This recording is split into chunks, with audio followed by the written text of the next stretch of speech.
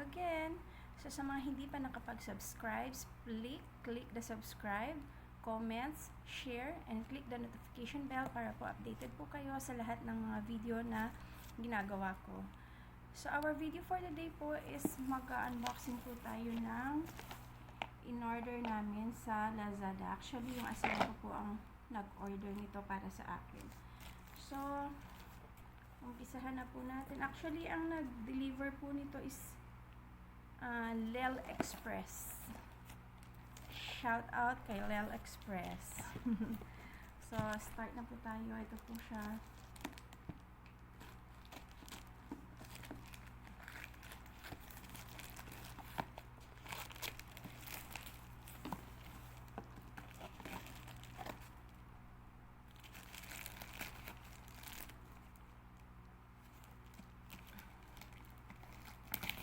Actually, yung packaging niya naman po is okay naman po. Maganda po yung pagbabalot nila. And, jadan! Ito po ang cake turntable set. Sa mga hindi po nakakaalam, mahilig po kasi ako magluto and mag-bake. So, nag-request po ako sa asawa ko na bilhan ako nito. So, hindi ko naman na-expect na binilhan niya po talaga ako.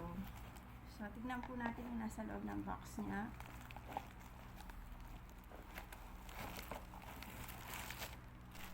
Oops.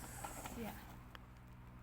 Ayan, meron po siyang mga pictures.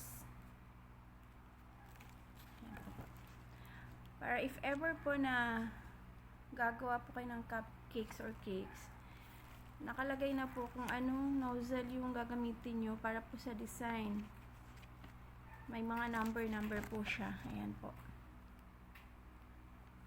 And may instruction din po siya sa likod. Instructions. Ang nakalagay po is, number 1, drop the coupler into the piping bag and cut off any extra material. Attach your chosen cake decorating tip. Screw on the remaining piece to secure the tip. Ayan po.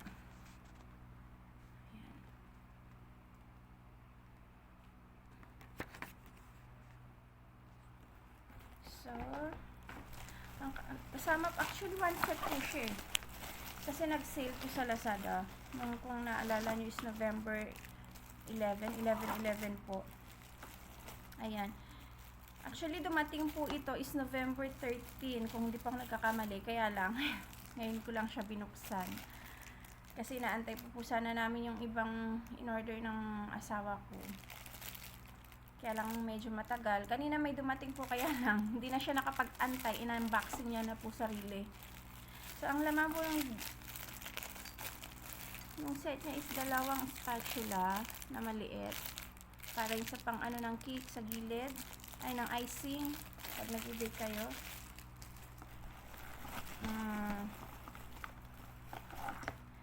Ito po, ang ganda. Ang dami niya pong colors. Yan. Mga sukatan po. If ever, mga teaspoon, tablespoon, ayan po.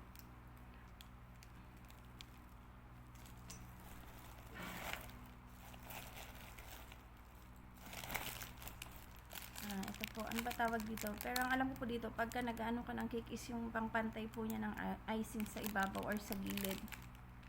Parang pantulong na rin po sa spatula. And then, ito po siya. Nakabag siya. Yan. Open po natin.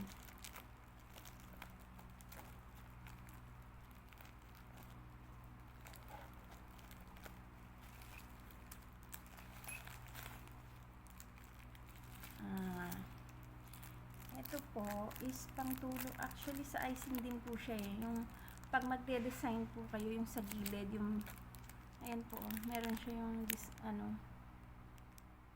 yan. Kung gusto niyo po ng straight, pwede rin. Pero kung gusto niyo rin po yung may parang line sa gilid, ito po yung gagamitin nyo. Dalawa po yan. Isang ganyan, tapos isang straight. Baligtaran po. Ito naman is piping plastic. Dito po nilalagay yung icing pagka gusto niyo na po siyang i-design. Yan. May dalawa po siya. Dalawa. And then, eto po yung tip niya. Pagka sa piping plastic po, ito yung nilalagay. Para may iba-iba po siyang design. Katulad po nung nasa instruction kanina. Nasa na ba yun? Basta yun na po yun. Kung anong gusto nyo, flower or whatsoever na gusto nyo gawin na design para sa icing yan. Ito po yun.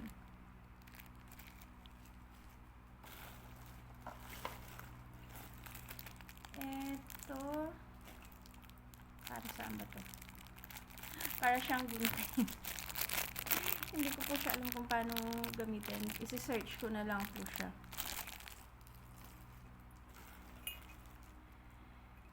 Ito po, ang pagkakaalam ko naman dito,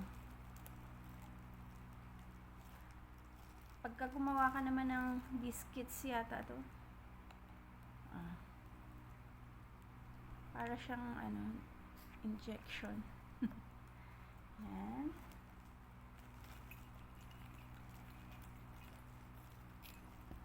Ay. Yan. Ano ba to? May mga pantakip. Para yata sa stand dito. At tapos ito yung brush siguro. Pag lilinisin mo yung mga ganyan. Maglilinisan. Madali nyo na pong linisan. Kasi may maliit siyang ganito na brush. Ayan. Bali ito dalawa. Ito mga to po. Isa-search ko na lang. Kasi hindi naman po ako ganun ka-expert gumawa ng cakes. Mga basic lang po. So, isasama ko, isa-search ko na rin po siya kung para saan. And then, the last, yung aking turntable. Tama ba? Cake turntable. Ayan. Pag if ever, gagawa po kayo ng cake, bali lalagay nyo rito.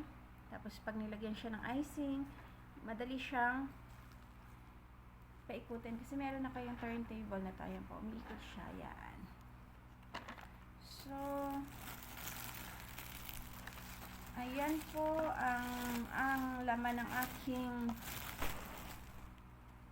box. Lazada. Ang aking in-unbox.